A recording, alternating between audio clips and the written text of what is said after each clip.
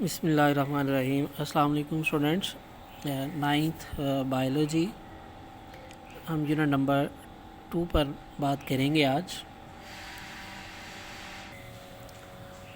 جی students, تو unit number 2 میں ہم فرسٹ ٹرم میں اس کا ہاف چیپٹر پڑھ چکے ہیں۔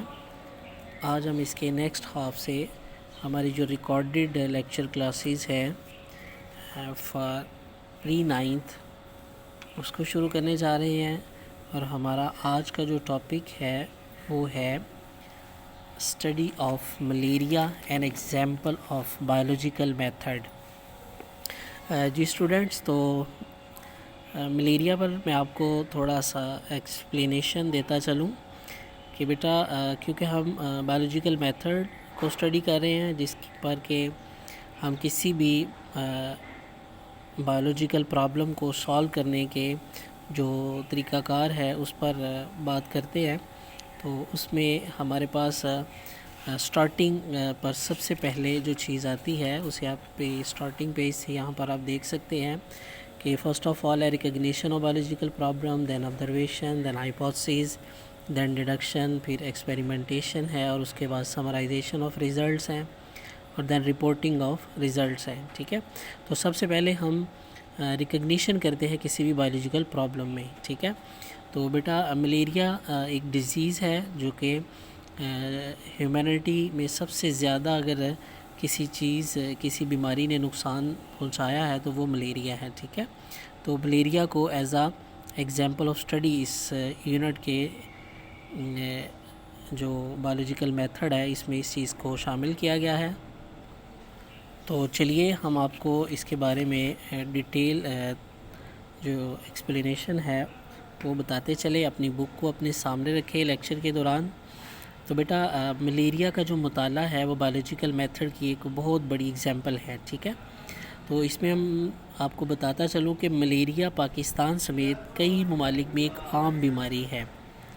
ہم اس بیماری کی تاریخ پڑھیں گے تاکہ یہ جان سکیں کہ بایولوجی نے کس طرح اس کی وجہ اور اس کے پھیلاؤ کے متعلق بایولوجیکل پرابلم کو حل کیا۔ ٹھیک ہے جی تو اسٹوڈنٹس، ان اینسینٹ ٹائم مور دین 2000 ایئر اگو، یعنی قدیم زمانے میں تقریباً 2000 سال پہلے طبیب یعنی ڈاکٹر اس بیماری سے آشنا تھے۔ ٹھیک ہے، وہ اس بیماری کو بار بار ہونے والی ایک سردی اور بخار کی بیماری کہتے تھے۔ اور بیٹا ان ڈاکٹرز کا یہ مشاہدہ تھا کہ یہ بیماری ان لوگوں کو زیادہ ہوتی ہے جو نچلے اور دلدلی اور مارشی علاقوں میں رہتے ہیں۔ ٹھیک ہے، یہ خیال کیا جاتا تھا کہ ان علاقوں کا کھڑا ہوا پانی ہوا کو زہریلا کر دیتا ہے۔ ٹھیک ہے، اور اس گندی ہوا میں سانس لینے سے ملیریا کا جو یہ مرض ہے لوگوں میں منتقل ہوتا ہے۔ ٹھیک ہے جی، اسی یقین کی وجہ سے بیماری کا نام رکھا گیا تھا، جو کہ ایک اطالوی لفظ ہے ملیریا مین، جسے مالا مین بیڈ اور ایریا مین ہوا۔ ٹھیک ہے جی، جس کا مطلب ہوا گندی ہوا۔ ٹھیک ہے جی، تو ان مشاہدات کو مزید وضاحت کے لیے کچھ لوگوں نے رضاکارانہ طور پر دلدلی علاقوں سے کھڑا ہوا پانی پیا۔ ٹھیک ہے، لیکن انہیں ملیریا کا مرض جو ہے وہ نہیں ہوا۔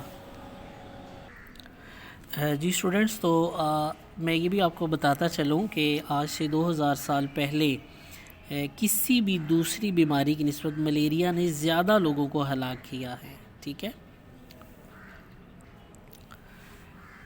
جی اسٹوڈنٹس، تو اس کے بعد آتے ہیں in 17th century when the new world. جی تو 17ویں صدی میں جب نئی دنیا امریکہ دریافت ہوئی تو کئی پودے دوائی کے طور پر استعمال کے لیے امریکہ سے یورپ بھیجے گئے۔ ٹھیک ہے، ایک درخت جسے کیونا اس کہا جاتا تھا، اس کی چھال جو ہے یعنی اس کا جو چھلکا ہے بخار کے علاج کے لیے بہت مناسب سمجھا جاتا تھا۔ ٹھیک ہے، یہاں پر اس کا یہ نام بھی دیا ہوا ہے، ٹھیک ہے۔ تو اس پودے کا جو چھلکا ہے، the bark of the tree known as quina quina, ٹھیک ہے، تو اسے اس ملیریا کے بخار کے لیے کارگر دوا سمجھا جاتا تھا، ٹھیک ہے۔ یہ اتنی فائدہ مند تھی کہ جلد ہی یہ ناممکن ہو گیا کہ یورپ میں یہ کافی مقدار میں بیچی جا سکے، ٹھیک ہے۔ مین کہ اس سے لوگوں کو اس افادیت اور فائدہ حاصل ہوا، جس کی وجہ سے لوگوں نے اسے دوا کے طور پر استعمال کیا، لیکن اسی کے ساتھ اس کی جو ڈیمانڈ تھی اور جتنا کہ وہ جس مقدار میں چاہیے تھا لوگوں کو، وہ اتنی مقدار میں میسر نہ آ سکا۔ تو اس ڈیمانڈ اینڈ سپلائی کو سامنے رکھتے ہوئے سم ڈس اونیسٹ مرچنٹس بگین، کچھ جو بے ایمان تاجر تھے، انہوں نے کیونا سے ملتی جلتی ایک جڑی بوٹی کی چھال کو مارکیٹ میں فروخت کرنا شروع کیا، اور اس ملتی جلتی جو جڑی بوٹی تھی اس کا نام تھا سنکونا، ٹھیک ہے جی۔ تو سنکونا اور کیونا کی چھال میں بہت مشابہت تھی، ٹھیک ہے۔ تاجروں کی یہ بے ایمانی انسانیت کے لیے بہت فائدہ مند ثابت ہوئی، ٹھیک ہے جی۔ تو یہ اصل میں تو انہوں نے پیسہ بنانے کے لیے کیا، مگر dishonesty prove much valuable for the mankind, ٹھیک ہے۔ تو اس سے انسانیت کو بہت فائدہ ہوا، کیونکہ سنکونا کی چھال ملیریا کے علاج کے لیے بہت عمدہ پائی گئی، ٹھیک ہے جی۔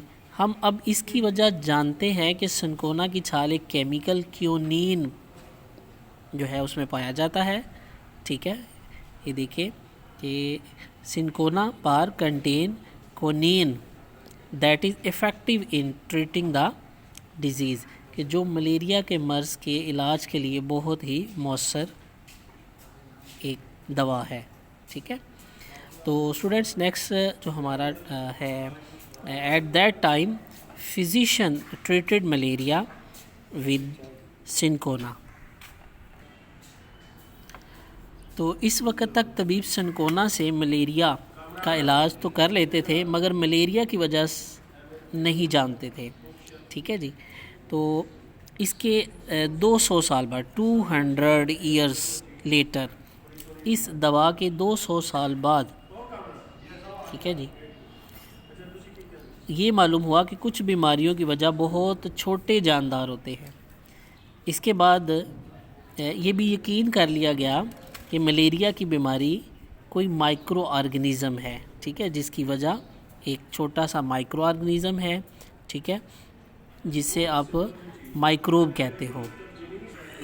اور بیٹا یہ یاد رکھ لیں کہ آج کی جدید میڈیکل سائنس جو ہے وہ ٹوٹلی بیس کرتی ہے مائکروبس پر، مین ٹو سے دیٹ جتنی بھی بیماریاں ہیں وہ مائکرو آرگنزم سے ہی جنم لیتی ہیں اور لوگوں کو اس سے متاثر کرتی ہیں۔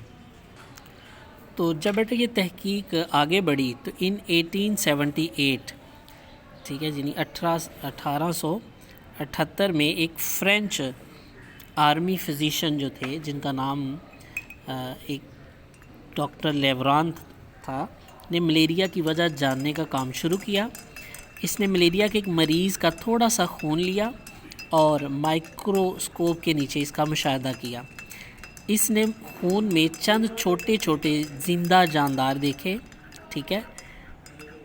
لیوران کی دریافت کہ دوسرے سائنسدانوں نے حمایت نہیں کی تھی، یہ یاد رکھنا ہے آپ نے اس بات کو، ٹھیک ہے۔ لیکن 2 سال کے بعد ایک اور ڈاکٹر نے ملیریا کے ایک مریض کا خون ایسے ہی مائکروسکوپ کے نیچے مشاہدہ اس کا کیا، اور اس نے بھی اس میں موجود مائکرو آرگنزم جو تھے وہ دریافت کیے، ٹھیک ہے۔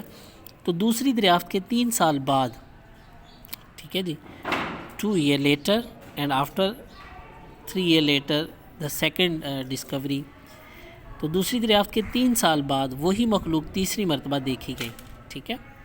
تو اس جاندار کا نام جو ہے وہ بعد میں پلازموڈیم رکھا گیا۔ جی اسٹوڈنٹ، یہ تھا ہمارا اس ٹاپک پہ فرسٹ لیکچر۔ نیکسٹ لیکچر آپ کو جلد ہی اپلوڈ کر دیا جائے گا۔